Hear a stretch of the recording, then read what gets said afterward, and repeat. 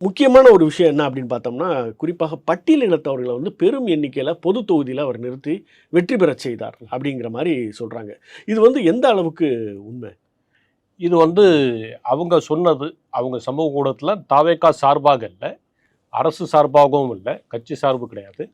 ஆனால் தாவேகாவுடைய சப்போர்ட்டர்ஸோ, ஃபேன் பேஸோ அந்த மாரி ஒரு ரேண்டம் ஹேண்டில்ஸ்லயும் சரி, அப்புறம் நெறைய ஃபாலோவர்ஸ் இருக்கக்கூடிய இன்ஃப்ளூயன்சர்ஸ் அவங்க ஹேண்டில் வந்து குறிப்பாக வந்து எக்ஸ் தளத்தில வந்தது.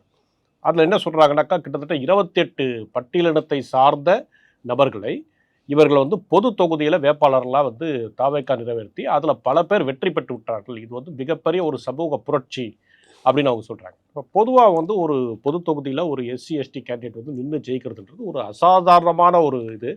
அது நார்மலா நடக்கக்கூடிய ஒரு விஷயம் இல்ல. ஜெயலலிதா வந்து அந்த முயற்சி எடுத்திருக்காங்க. இதுக்கு முன்னாடி தலித் எம்எல்ஏ வந்து பொது தொகுதியில லோக்சபாலயே வெற்றி பெற வச்சிருக்காங்க.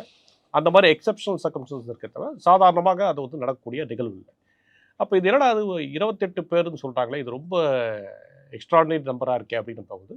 ஒரு சிலர்ல 5 பேர் வெற்றி பெற்றாங்க, இல்ல 20 பேர் வெற்றி பெற்றாங்கன்னா, அப்ப இதுக்கு ஏதாவது ஒரு ஆதாரம் வேணுமே அப்படிங்கும்போது, நம்மளுடைய நிருபர் திரு சாய் சரண், அவர் வந்து எலக்ஷன் கமிஷன் ஆஃப் டேட்டாவ எடுத்து அனலைஸ் பண்றாரு. அந்த ஸ்டாட்டிஸ்டிக்கல் ரிப்போர்ட் பிரகாரம் பார்த்தீங்கன்னா, தாவேகால பொது தொகுதியில நிறுத்தப்பட்ட பட்டியலின வேட்பாளர்னு பார்த்தா ஒரே ஒரு தொகுதி தான். சங்கராபுரம் தொகுதியில மட்டும் தான் நிறுத்தியிருக்காங்க. அவரும் தேர்தல்ல தோத்து போறாரு. ஆனா இதுக்கு நேர் மாறாக நீங்க பார்த்தீங்கன்னா, நாம் தமிழர் கட்சியில கிட்டத்தட்ட ஒரு 8 பட்டியலினத்தை சார்ந்த வேட்பாளர்களை பொது தொகுதியில நிறுத்துறாங்க. அதுல ஒரு கேண்டிடேட் வந்து எஸ்டி கேண்டிடேட்டையும் பழனியில் நிக்க வைக்கிறாங்க. அஃப்கோர்ஸ் அவங்க எங்கேயுமே வந்து அக்கவுண்ட் ஓப்பன் பண்ணல. ஆனா தமிழ்நாட்டுல இந்த தடவை, இந்த தேர்தல்ல ஒரு பொது தொகுதியில ஜெயிச்ச ஒரு எஸ்சி வேட்பாளர் அப்படின்னா, விஸ்வநாதன் சொல்லிட்டு காங்கிரஸ்ல நிறுத்துறாங்க. அது ஒரு மிகப்பெரிய ஆச்சரியம். ஏன்னா, அவர் மேலூர் போன்ற ஒரு தொகுதியில ஒரு பட்டியலினத்தை கேண்டிடேட்டா போட்டு வெற்றி பெறுகிறார். அவர் ஒருத்தர் தான் இந்த தேர்தல்ல அந்த மாரி வெற்றி பெற்றிருக்காரே தவிர, வேற யாரும் இல்ல. அதனால இது வந்து ஒரு தவறுதலான ஒரு இன்ஃபர்மேஷன். டிஸ்இன்ஃபர்மேஷன் தான் நான் சொல்றேன். இது ஒரு டிஸ்இன்ஃபர்மேஷனுக்கான ஒரு கேம்பெயின்.